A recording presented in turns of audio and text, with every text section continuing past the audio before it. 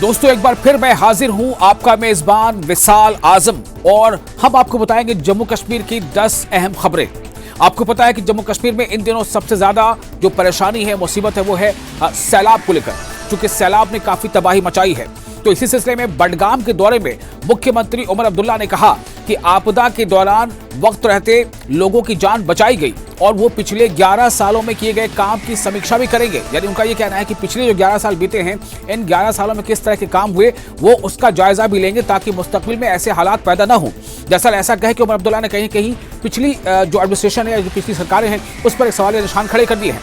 उमर अब्दुल्ला ने कहा कि वो नुकसान का आकलन करने के लिए जो वजीर दाखिला है उन्हें लेटर लिखेंगे और वो चाहेंगे कि केंद्र की जो टीम यानी मरकज से जो टीम आएगी वो टीम यहाँ भी आए और हालात का जायजा ले। ये तय करना होगा कि माली नुकसान के लिए जो मरकज की तरफ से एक टीम भेजी जा रही है जम्मू के 10 जिलों का मुआयना करने के लिए।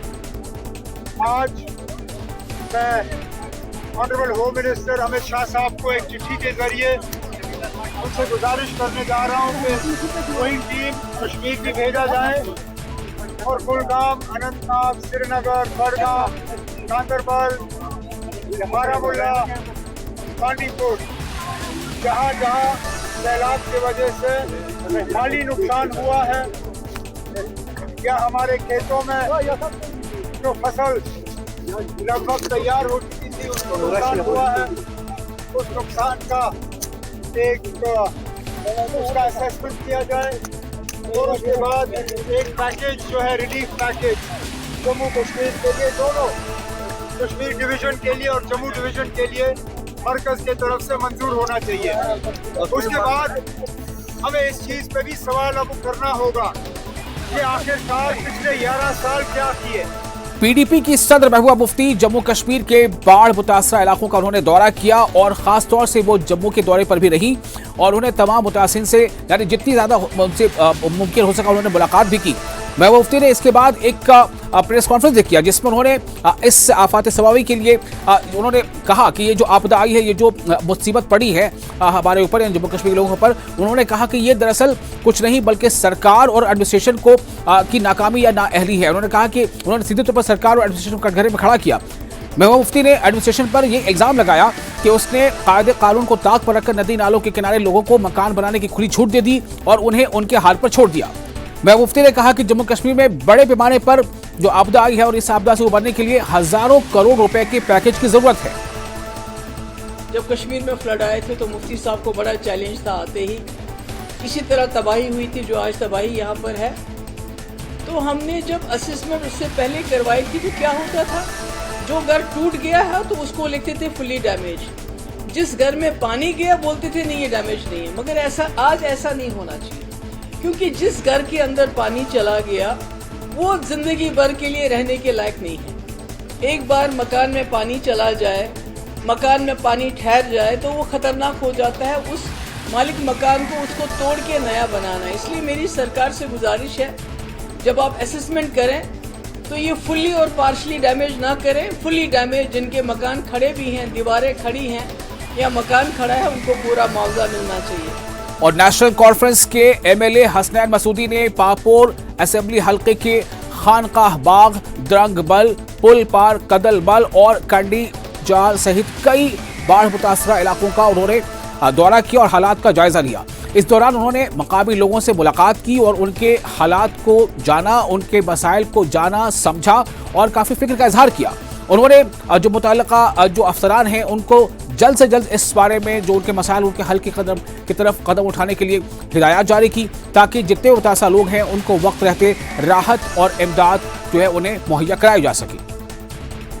बिश्नाह विधानसभा क्षेत्र में यानी असेंबली हल्के में लगातार हुई बारिश से ज्यादातर नुकसान जो हुआ है उसको लेकर जो इलाके के जो विधायक हैं, जो एमएलए हैं, डॉक्टर राजीव भगत ने एक प्रेस कॉन्फ्रेंस की। उन्होंने बताया कि बारिश की वजह से इलाके की सड़कों, गलियों, पुलियों के साथ साथ किसानों की फसलों को भी भारी नुकसान पहुंचा है। कई जगह जल भराव और मिट्टी खिसकने की वाकयात सामने आ रहे हैं। मकामी लोगों को इससे काफी मुश्किलात का सामना करना पड़ रहा है। डॉक्टर भगत ने भरोसा दिया है कि वो खुद हालात पर लगातार नजर बनाए हुए हैं। पुंछ में लगातार भारी बारिश और लैंडस्लाइडिंग की वजह से 2 दिनों से बंद पड़ी ऐतिहासिक मुगल रोड पर आखिरकार यातायात बहाल कर दिया गया है। ये जो मुगल रोड है ये पुंछ और राजौरी जिलों को कश्मीर घाटी से जोड़ता है और इसके बंद होने से सैकड़ों गाड़ियां रास्ते में फंस गई थी। एडमिनिस्ट्रेशन की तरफ से मिली जानकारी के मुताबिक भारी लैंडस्लाइडिंग की वजह से सड़क पर मलबा जमा हो गया था, जिससे यातायात पूरी तरह से बाधित हो गया था। और श्रीनगर शहर के अलग अलग हिस्सों में जारी बाढ़ जैसी स्थिति और भारी जल भराव को देखते हुए श्रीनगर पुलिस ने एसडीआरएफ और नदी साथ ही साथ पुलिस के साथ मिलकर मुतासरा इलाकों के निकासी और पुनर्वास की योजना पर उन्होंने काम शुरू कर दिया है। श्रीनगर के कई हसास इलाकों में पुलिस टीमों को तैनात किया गया है, जिनमें एसडीआरएफ यानी स्टेट डिजास्टर रिस्पांस फोर्स और नदी पुलिस की इकाइयां भी शामिल हैं, ताकि सबसे ज्यादा मुतासर इलाकों से लोगों को बहिफाजत वहां से निकाला जा सके। जम्मू कश्मीर में लगातार खराब मौसम से जहां राष्ट्रीय राजमार्ग बंद पड़े यानी कौमी शाहराह बंद पड़े हैं, वहीं कटरा से एक दिलचस्प वीडियो सामने आया है। वीडियो में दिख रहा शख्स रविंदर जम्मू का रहने वाला है और उसकी शादी थी। बारिश और बंद पड़े हाईवे ने उनका रास्ता रोकने की कोशिश जरूर की, लेकिन रविंदर भी किसी से कम नहीं निकले। उन्होंने ठान लिया कि शादी टलनी नहीं चाहिए, चाहे सफर कितना भी मुश्किल भरा क्यों ना हो। बस फिर क्या था, दूल्हे राजा ने गाड़ी नहीं बल्कि कटरा से चलने वाली वंदे भारत ट्रेन चुनी और यही सफर उनकी शादी का सबसे यादगार और अनोखा सफर बन गया। पुलवामा के कुछ निचले इलाकों में दूसरे दिन भी पानी भरा रहा। इसके साथ ही जिले के काकापोरा में जुमेरात को भी बाढ़ जैसे हालात बने रहे। वहीं काकापोरा पुलवामा में श्रीनगर पुलवामा जो सड़क मार्ग है, सड़क रास्ता है, उस पर पूरी तरह से पानी भर गया है। जनूबी कश्मीर में कई दिनों तक जो अहम शाहराहें हैं उसके बंद रहने की वजह से जो सेब इंडस्ट्री है उसको लेकर के काफी माली नुकसान का अंदाजा लगाया जा रहा है। खासतौर से मुगल रोड और बाकी जो अहम शाहराहें हैं उन पर फलों से लदे सैकड़ों ट्रक फंसे हुए हैं, जिससे सेब जो है वो खराब हो रहे हैं और दूसरे मेवाजात खराब हो रहे हैं और उसके बाजार में बिकने के लायक की उम्मीदें बहुत कम रह गई हैं। किसानों और जो ताजिर तबका है उन्होंने इस हालत पर काफी गहरे गम का इजहार किया है।